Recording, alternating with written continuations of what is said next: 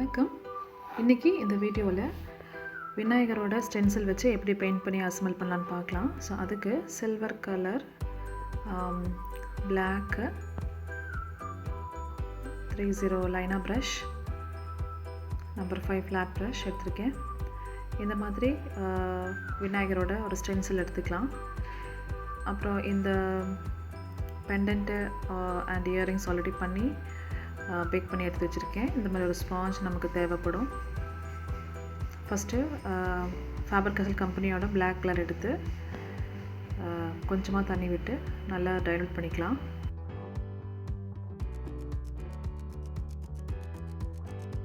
ரொம்ப டைலூட் பண்ணக்கூடாது, ஏன்னா இதுதான் பேஸ் கோட்டு. இதுக்கு மேலே நம்ம பெயிண்ட் பண்ண போகிறோம்.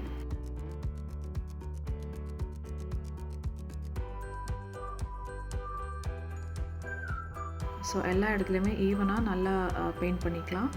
அந்த குங்குரு பீட்ஸ் மேலே மட்டும் படாத மாதிரி பாக்கி எல்லா இடத்துலையுமே ஃபுல்லாக இந்த பிளாக் பெயிண்டால் நல்லா கவர் பண்ணிக்கலாம்.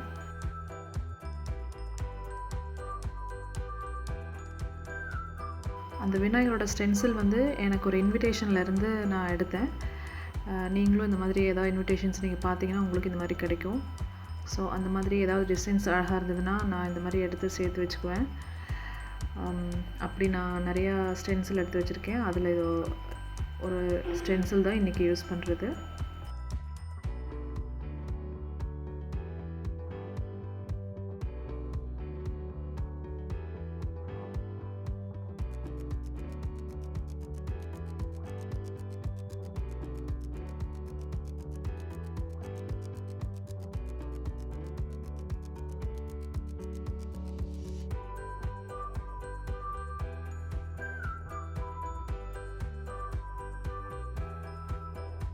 டபுள் கோட் கொடுத்து நல்லா நீட்டாக ஃபுல்லாக பெயிண்ட் பண்ணியாச்சு. இதே மாதிரி இயரிங்ஸ்க்கும் பண்ணிக்கலாம்.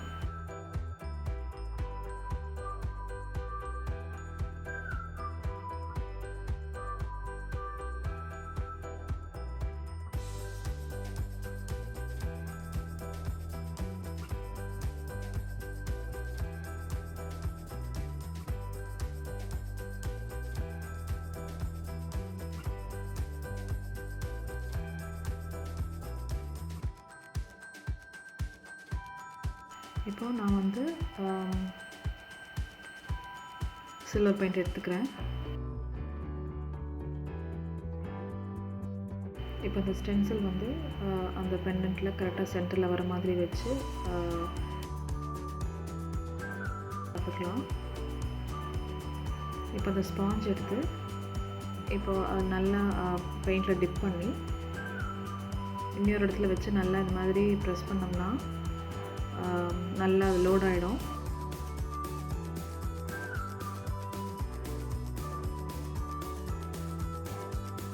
கரெக்டாக நல்லா பொசிஷன் கரெக்டாக வச்சுட்டு நல்லா ஒரு பக்கம் பிடிச்சிக்கலாம். ஒரு பக்கம் ஒரு விரல் வச்சு நல்லா பிடிச்சிட்டு ஒரு சைடில் இருந்து நம்ம அப்படியே டேப் பண்ணி எடுத்தோம்னா கரெக்டாக அங்கே பெயிண்ட் ஆகிடும்.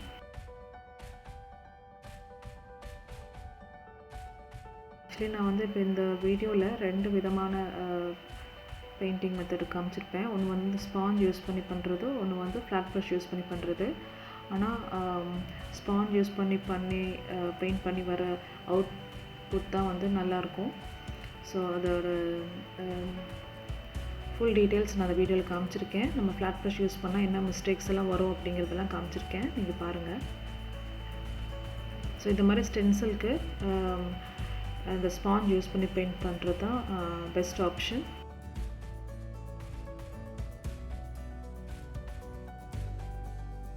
இதில் கேர்ஃபுல்லாக நம்ம பண்ணணும். இப்போ வெளியெல்லாம் ஆயிடுச்சு. ஸோ இப்போ என்ன ஆயிடுச்சுன்னா வெளியே கொஞ்சம் இருக்குது, அதுக்கப்புறம் கண்ணுக்கிட்ட அந்த ஸ்டென்சிலோட இது வந்து கொஞ்சம் ஒட்டி இருக்குது. நம்ம கடைசியில் கொஞ்சம் காஞ்சதுக்கப்புறமா நம்ம அதை எடுத்துக்கலாம்.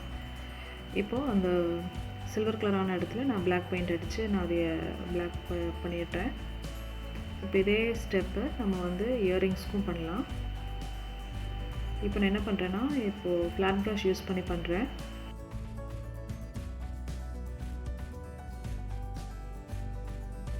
இப்படி மேலேருந்து கீழே வர மாதிரி இப்படி ப்ரஷ் யூஸ் பண்ணி நீங்கள் பெயிண்ட் பண்ணிங்கன்னா அவ்வளோ ப்ராப்ளம் கிடையாது.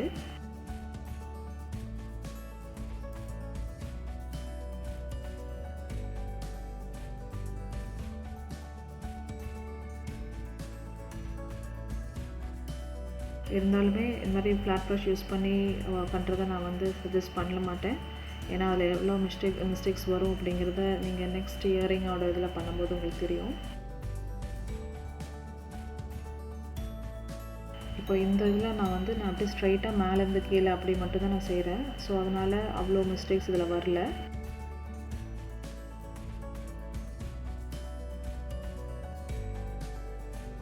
இதில் ஓரளவு நல்லா நீட்டாகவே வந்திருக்கு. ஆனால் நல்லா ப்ரைட்டாக இருக்கிறது நம்ம ஸ்பாஞ்ச் யூஸ் பண்ணி பண்ணது தான் நல்லா ப்ரைட்டாக வந்திருக்கு பெயிண்டிங். இப்போது நம்ம அப்படியே வச்சு பண்ணக்கூடாது, நம்ம திருப்பி வச்சு பண்ணணும். ஏன்னா நம்ம இயரிங்ஸ் 2 பக்கமும் இப்படி ஃபேஸ் டு ஃபேஸ் பார்க்குற மாதிரி தான் வரணும். ஸோ அப்படி திருப்பி வைக்கும்போது ஆல்ரெடி பெயிண்ட் நம்ம பட்டிருக்கோம் இல்லைங்களா, ஸோ அது காஞ்சிருக்கா அப்படிங்கிறத செக் பண்ணிவிட்டு அதுக்கப்புறமா வைக்கணும்.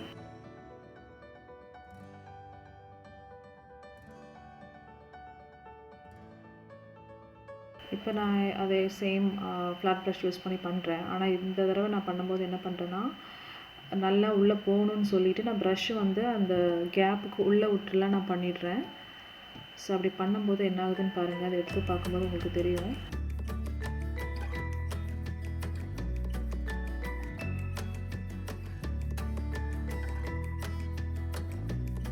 போன இயரிங்க்கு பண்ண மாதிரி நான் பெயிண்ட் பண்ணல. இப்போ உள்ளுக்குள்ளே நான் ஃபில் பண்ணுற அந்த இதில் நான் பண்ணிகிட்ருக்கேன்.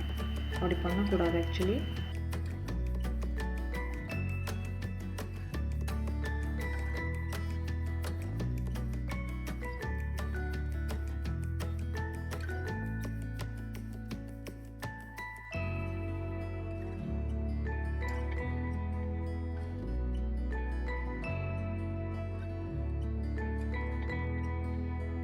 இப்போ பார்த்தீங்கன்னா தெரியும் எப்படி ஒரு மெஸ் ஆகிடுச்சு பாருங்கள். ப்ரீவியஸ்க்கும் இதுக்கும் உள்ள டிஃப்ரென்ஸ் நீங்கள் பார்த்தீங்கன்னா தெரியும். இப்போது அந்த பெண்டன்ட்டில் அந்த ஆல்ரெடி ஒட்டியிருக்குன்னு சொன்னேன் இல்லைங்களா, அதை ஒரு ஷார்ப் பிளேட் வச்சு நான் பார்த்து எடுக்கிறேன். கவனமாக எடுக்கணும். இப்போது அந்த ஃபைனல் டச்சப் நம்ம பண்ணிக்கலாம் கடைசியாக.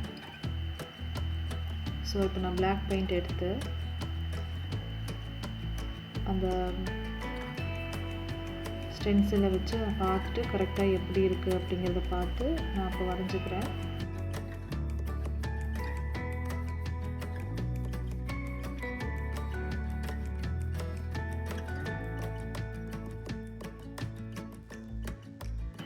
ZZZ ப்ரஷ் நான் யூஸ் பண்ணுறேன் இப்போது.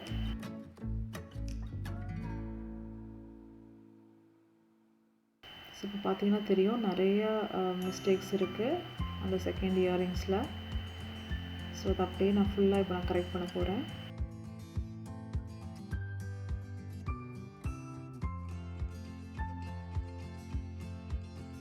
ஃபஸ்ட்டு நம்ம பிளாக் பெயிண்டால் நம்ம பண்ணிக்கலாம். அதுக்கப்புறமா நம்ம சில்வர் பெயிண்ட் கொடுத்து ஃபைனல் டச்சப் பண்ணிக்கலாம்.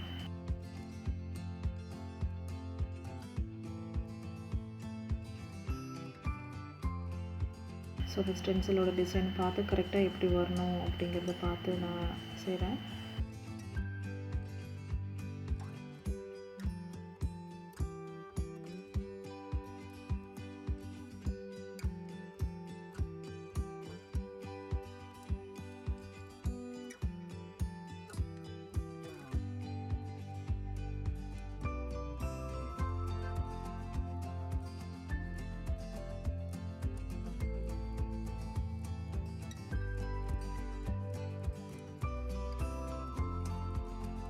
அவ்வளோதான். இப்போ பிளாக் பெயிண்டெல்லாம் பண்ணியாச்சு. இப்போது நான் சில்வர் பெயிண்ட் எடுத்து அந்த கண் அந்த ஐப்ரோஸ் எல்லாம் கொஞ்சம் கரெக்ட் பண்ணுறேன்.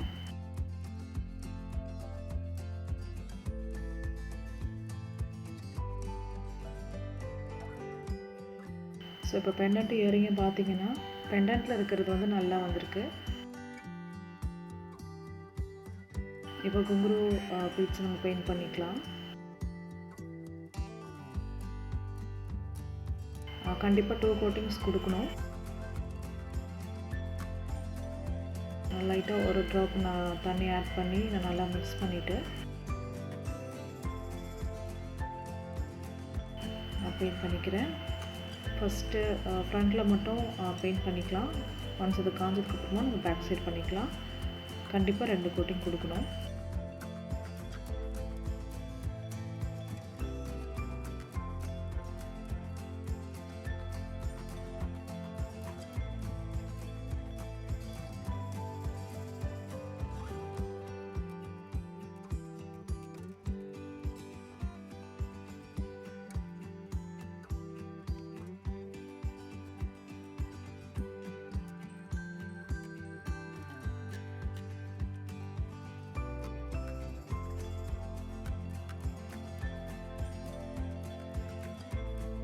இப்போ நான் செகண்ட் கோட்டிங் கொடுக்குறேன்.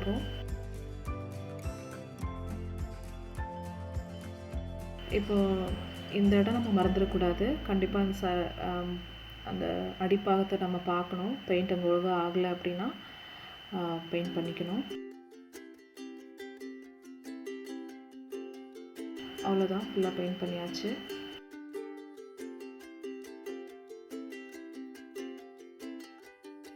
இதை அசல் பண்ணிடலாம். நான் பெயிண்ட் பண்ணி ஒரு 4 ஹவர்ஸ் நல்லா காய விட்டுட்டு தான் இப்போது நான் அசல் பண்ணுறேன்.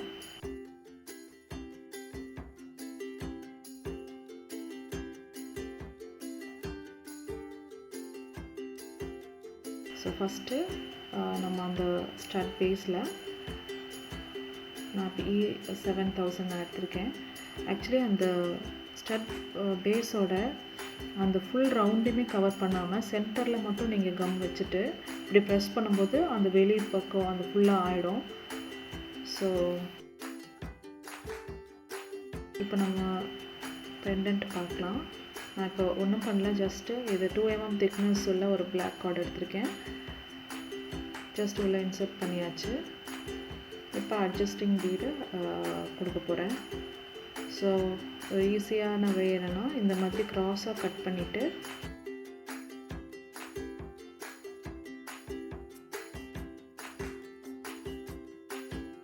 இந்த பீடுக்குள்ளே விட்டோம்னா நமக்கு ஈஸியாக போகும்.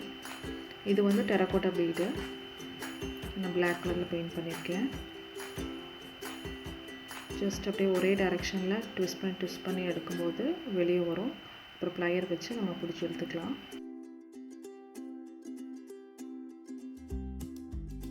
ஸோ ரொம்ப சிம்பிளான செட்டு.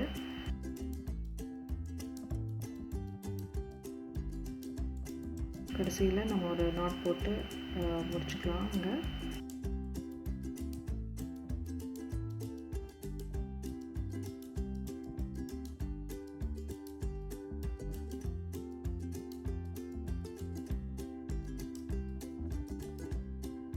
இப்போ அங்கே கொஞ்சம் எக்ஸஸாக இருக்கிறத கட் பண்ணி எடுத்துகிட்டு இப்போ நம்ம டாசில் பண்ணலாம். டாசில் பண்ணுறதுக்கு நான் பிளாக் காட்டன் த்ரெட் எடுத்திருக்கேன்.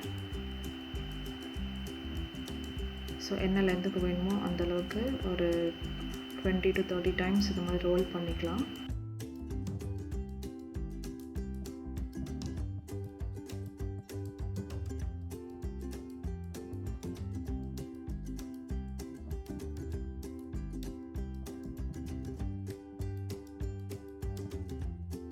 இப்போது இதை வந்து சென்டர் பார்த்து கரெக்டாக வச்சு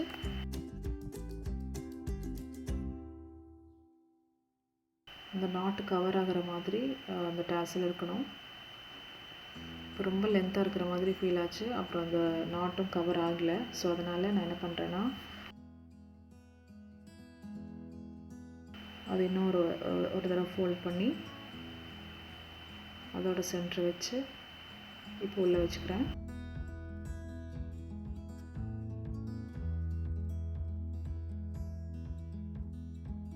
இப்போ ஃபுல்லாக அந்த நாட் ஃபுல்லாக கவர் ஆகிடுச்சு. மறுபடியும் அதே பிளாக் த்ரெட் எடுத்து நல்லா ரோல் பண்ணி இதுவும் ஒரு 15 to 20 டைம்ஸ் நல்லா ரோல் பண்ணிவிட்டு அதுக்கப்புறமா நம்ம அந்த பூ கட்டுற நாட் மாதிரி ஒரு 2-3 நாட் போட்டுக்கலாம்.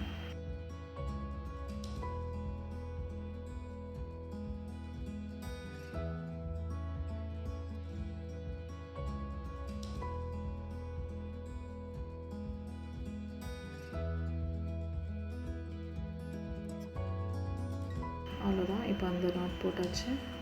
எக்ஸஸாக இருக்கிறத வந்து கட் பண்ணி எடுத்துகிட்டு ஒயிட் க்ளூ எடுத்து நம்ம அந்த இடத்துல நம்ம ஒட்டிக்கலாம்.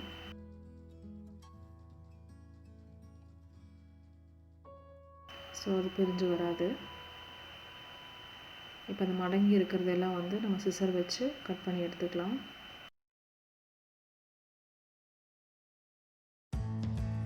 இப்போ அந்த டேசல் வந்து நம்ம ட்ரிம் பண்ணிக்கலாம். அன்ஈவனாக இருக்குது எட்ஜஸ்ஸு. ஸோ ட்ரிம் பண்ணிங்கன்னா டேசல் ரெடி ஆகிடும்.